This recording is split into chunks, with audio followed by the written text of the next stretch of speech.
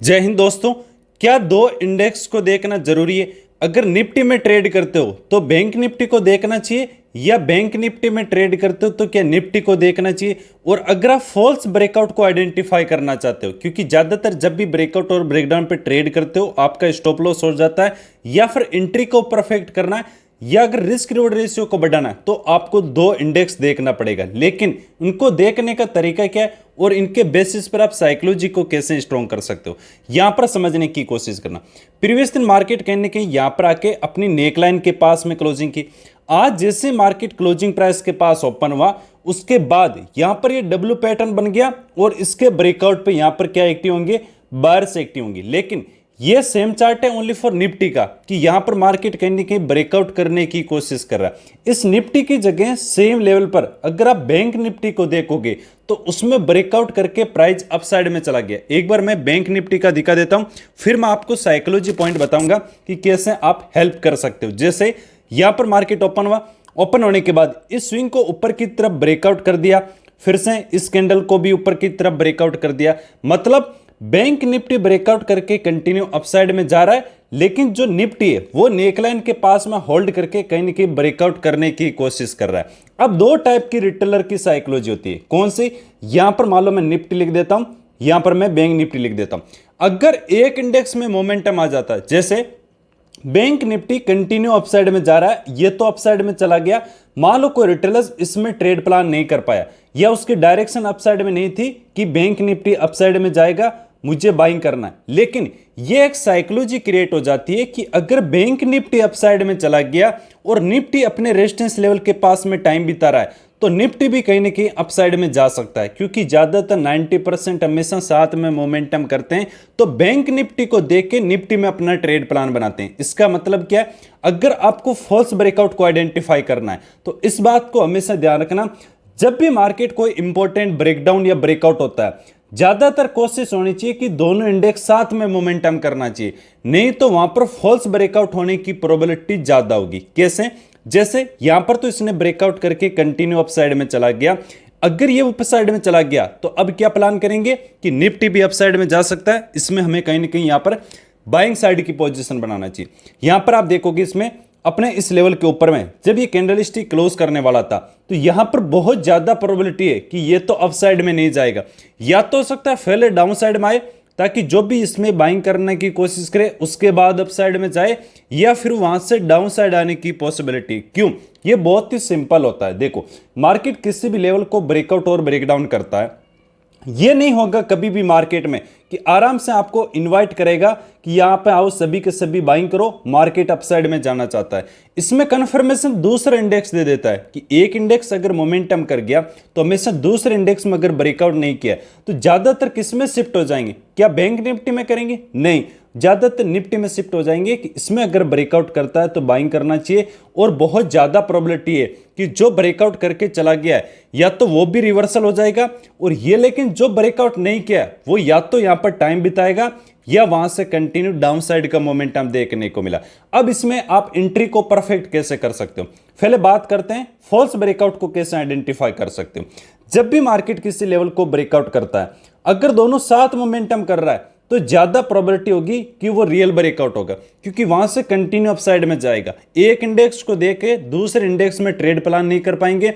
जब दोनों साथ में चले जाते हैं तब हमेशा क्या बचती है? साइकोलॉजी डाउन साइड की, कि यार अपसाइड मोमेंटम तो चला गया, अब कहीं ना कहीं सेलिंग का प्लान करना है, और मार्केट कंटिन्यू अपसाइड में जाता है। तो फॉल्स ब्रेकआउट को आइडेंटिफाई करना है, जो इंडेक्स ऊपर की तरफ ब्रेकआउट कर दिया और दूसरा इंडेक्स अगर ब्रेकआउट करने की कोशिश कर रहा है, वो या तो उस रेजिस्टेंस से नीचे की तरफ आ जाएगा, या फिर अगर ब्रेकआउट किया है तो फेल होने की प्रोबेबिलिटी ज्यादा होगी। कभी भी आपको वहां पर ट्रेड प्लान नहीं करना चाहिए।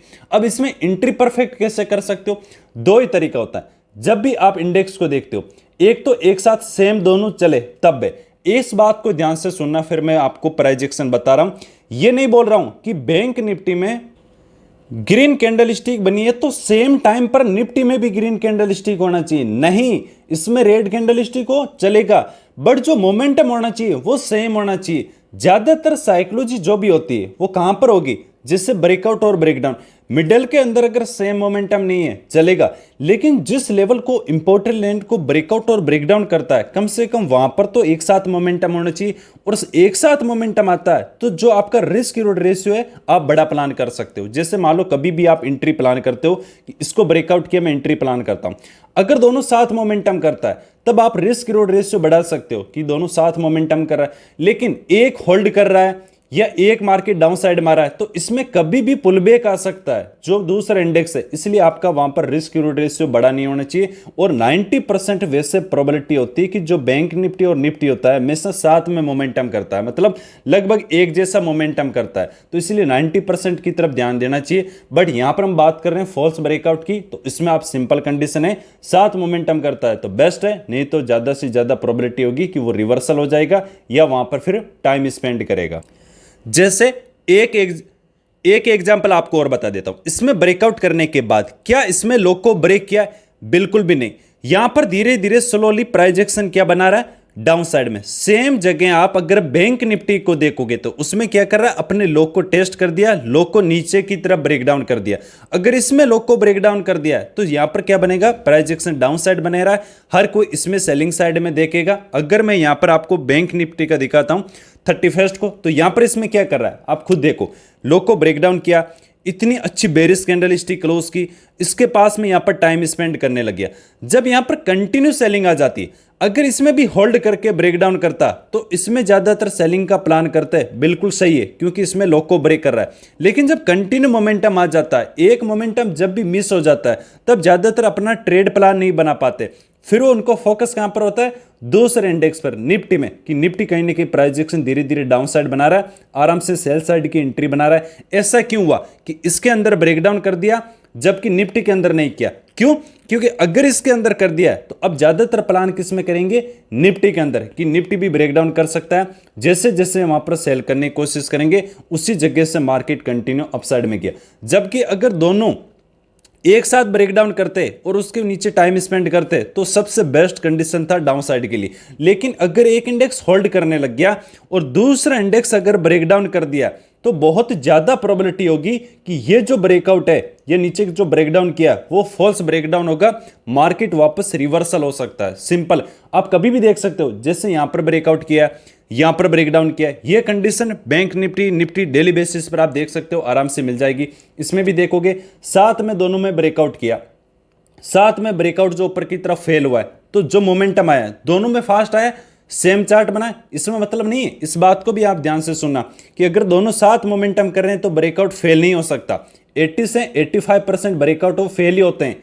लेकिन जो मोमेंटम की बात कर रहे हैं कि एक में फेल आ गया, एक में दूसरी बार आया, या एक मोमेंटम चला गया, दूसरा इंडेक्स होल्ड कर रहा है, तो उस कंडीशन में क्या है? ज्यादा लॉस में ट्रेफ होते हैं ज्यादातर, कि दूसरा इंडेक्स जो गिर गया है इसके अंदर देखेंगे ये अपसाइड में जा सकता है और मार्केट वो साइडवेज हो जाएगा या फिर डाउन साइड में आ जाएगा। तो दोनों साथ अपसाइड में या साथ मोमेंटम करे तो हमेशा कॉन्फिडेंस रहता है, एंट्री भी सही होगा, आपका रिस्क रिवॉर्ड रेशियो भी सही कर सकते हो, और 80 से 85% प्रोबेबिलिटी होती है कि ब्रेकआउट है वो फेल होता है। अगर आपको रियल ब्रेकआउट करना है, क्योंकि ये मॉर्निंग की बात कर रहा हूं, इवनिंग में किस कंडीशन में जो ब्रेकआउट होता है वो 80% रियल होता है, उसके बारे में मैं डिटेल में वीडियो बना दूंगा 30 मिनट का।